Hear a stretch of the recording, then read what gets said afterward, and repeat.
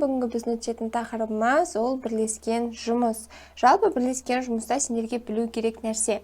Ол сендер қазір қолданатын формула. N тең A бөлінген T. Осы формуланы жазып алыңдар. Қазір осыны қолданамыз. Бұл формуланы есептің барысында түсіндіріп беретін боламын. Ең бірінші есеп қасқыр қойды 6 сағатта жейді. То есть тамақ жеу тоже бізде жұмысқа жатады екен. Енді біз бұлай кесте құрамыз. Кесте құрайық.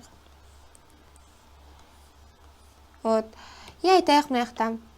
А, Н, Т. Т деген барлығымыз білеміз, ол бізде уақыт. Н дегеніміз ол бізде қазір табамыз оны. А дегеніміз ол бізде жалпы уақыты, жалпы жұмсаған күш жұмсағанға кеткен уақыты болып саналады. Енді қараңдар, мұнда біз қалай шығарамыз? Айтады, қасқыр қойды 6 сағатта жейді. То есть мұнда 6 деп жазып қоямыз. Жолбарыс 2 есе, то есть 3 сағатта, арыстан 3 есе тез жейді, то есть 2 сағатта жейді. Және барлығын астына бірге деген жазып қоямыз. Барлығының бірге кетірген қуаты, то есть күші, ол бізде бірге тең болады. Енді үшеуі бірге қойды қанша сағатта жейді дейді. Мынау А дегеніміз, ол бірге жеген уақыты деп санаңдар. То есть барлығына X қойып қоясыңдар. Үшеуі бірге жеген уақытты. Енді N дегеніміз біз бағана ғана жазып кеттік, ол А бөлінген Т. То есть осы форманы жазып шығамыз. X бөлінген 6, X бөлінген 3, X бөлінген 2. Енді осының барлығының қосындысы бізде бірге тең болады. То есть X бөлінген 6, қосылған X бөлінген 3, қосылған X бөлінген 2 тең болады бірге. Ортақ бөлім береміз барлығына. Сонда бізде X қосылған 2, X қосылған 3, X тең болады 6-ға. 6X тең болады 6-ға, ал X'іміз бізде бірге тең болады екен. Мына бізде есебіміздің жауабы, сонда барлығы бірге сол бір қойды 1 сағатта жейді екен. Сонда жауабымыз Е жауабы болады. Ары қарай бізде Арман мен Марат ағашты 6 сағатта кеседі. То есть осыны бағанағыдай кесте құрады екенбіз. Кесте сызамыз. А, Н, Т дейміз. Бұнда Арман мен Марат. Арман мен Марат 6 сағатта кеседі. То есть мұнда біз уже солардың кесетін уақытын жазамыз. Т дегенге. Асан мен Үсен 2 есе жылдам. То есть 3 сағатта кеседі екен. Және бізде кім бар? Ал Асқар мен Ақжол бізде 3 есе. То есть 2 сағатта. Енді олар бірге бізде N дегеніміз всегда бірге тең болады. То есть бұл уже тұрақты. Бірге кесетінді табу керек, біз онда мұнда бізде не шығады? Барлығында X болады. Сонда X бөлінген 6, X бөлінген 3, X бөлінген 2 деп жазғамыз. То есть мұнау A-ны Т-ға бөлеміз. Себебі біздің формуламыз N тең A бөлінген Т етін. Осы жерден сонда бізде X бөлінген 6, X бөлінген 3, X бөлінген 2-леріміздің, то есть мұналардың қосындысы бізде мұнау тұрған бірге тең.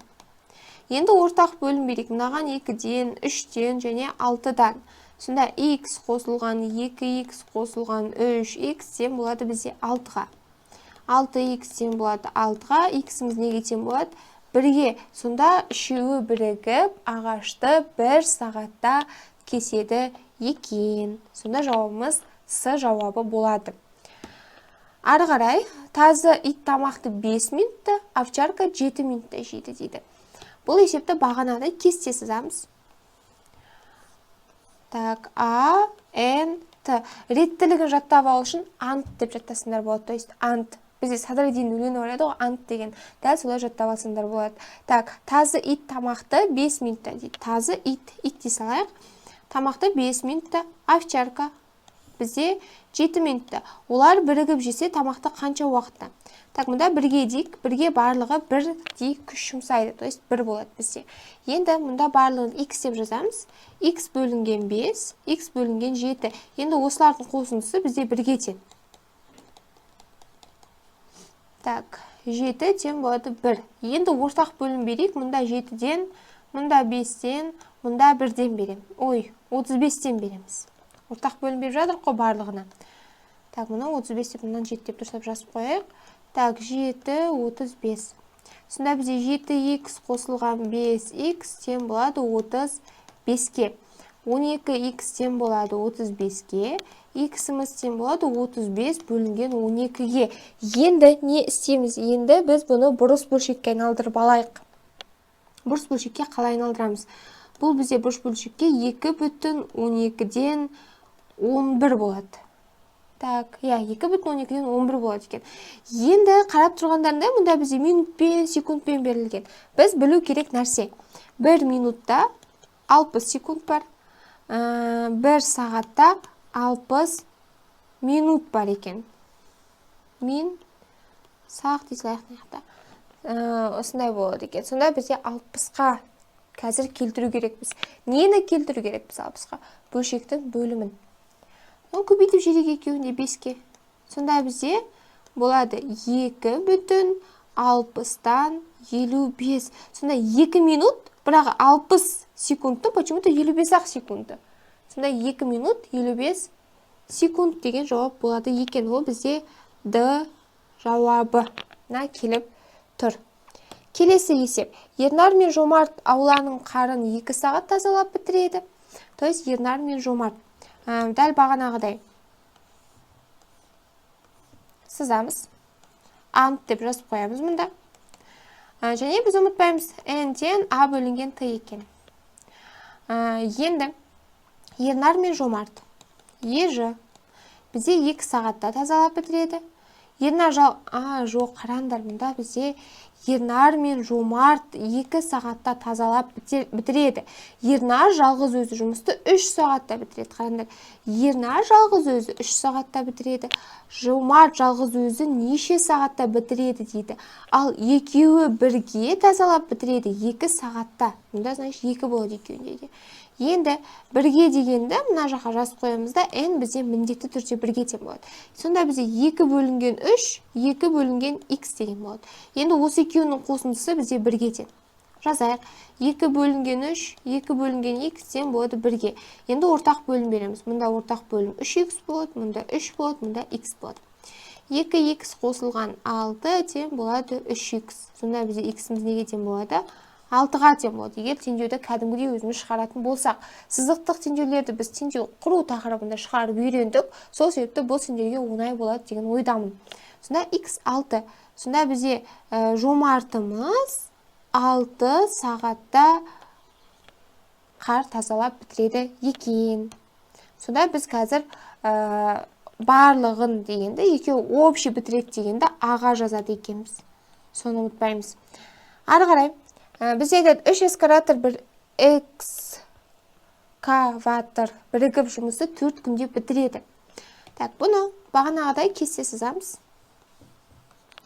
А, Н, Т дейміз. Так, бірінші экскаватор, екінші экскаватор және үшіншісі. Және үшеуі бірге деген жазып қойық. Енді бірігіп 4 күнде, то есть 4, үшеуіне де 4-ті жазамыз. Себебі олар бірігіп. Мынау А дегеніміз бірігіп деп ойлайық, жарай ма? Бірігіп. Егер осы жұмысты бірінші экскаватор 24 күнде, екіншісі 8 күнде орындайтын болса, үшіншісі жеке өзі неше күнде орындайды дейді. Мынау X болады. Енді үшеуі де бірге орындағанда 1 деп аламыз. Сонда мұнда 4 бөлінген 24, 4 бөлінген 8, мұнда 4 бөлінген x болады екен. Енді барлығына ортақ бөлім. 4 бөлінген 24 қосылған 4 бөлінген 8 қосылған 4 бөлінген x-іміз бізде бірге тең. То есть мыналардың қосындысы бізде бірге тең екен. Енді мыналарды қысқартып жіберейік. Мұнда бізде 1 бөлінген 6 қосылған 1 бөлінген 2 қосылған 4 бөлінген x тең болады бірге. Енді ортақ бөлім сонда бізде барлығына не болады екен? 6x болады екен. Мұнда 3x, мұнда x. X қосылған 3x қосылған 6 тең болады 6x. 2x тең болады 6-ға, x-іміз бізде неге тең болады? 3-ке тең болады. Сонда бізде үшінші экскаваторымыз 3 күнде бітіреді екен. Тоқтаңдар. 1 бөлінген 6, 1 бөлінген 2. Так, мұнда бізде Так, мына жерді дұрыс шығармаппыз, қараңдар. Мұнда 6 мен 4-ті көбейтуді ұмытып кетіп, біз мына жағымыз бізде 24 болады екен. Так, түйінде дұрыс емес шығып қалды. Мұнда 24. X, 3x қосылған 24, мұнда 6x дұрыс. Енді сонда 2x мынау бізде 24 болады. Ой. Мынау бізде 24 болады, сонда мынау бізде 12, сонда үшінші экскаваторымыз бізде 12 күнде бітіреді екен. Сонда жауабы болады бізде жауабымыз. Енді ары қарай қарастырайық. Қуаты таусылған ұялы телефонды сөндірулі күйде қуаттасаң 40 минут. Негізі мына есеп ОБТ-да өте көп кездеседі, жиі кездесетін есептердің бірі. Ал қосылу күйінде қуаттасаң 1 сағат 40 минутта 100% болады дейді. Қараңдар, бізде ұялы телефонды қосулы, сөндірулі күйінде қуаттасақ 40 минут кетеді, ал қосулы күйінде қуаттасақ бізде ол 1 сағат 40 минут, то есть қанша болады? 100 минут кетеді. Минутқа айналдырып алдық. 100 min және 40 min. Аны біз минутқа айналдырдық. Сөндірулі күйінде қуатқа қосылған ұялы телефонды жарты сағат болғанда қоссақ, то есть қараңдар, ол негізі 40 минутта 100% кетіп болады. Бірақ оны жарты сағат 30 минутта неше процент болған тауып алайық. Қосқан, өшіргейтін шығарайық емінше. Сонда бізде 40x тең болады 30 көбейтілген 100, кәдімгі пропорция. Осыны осыған және осыны осыған көбейтеміз.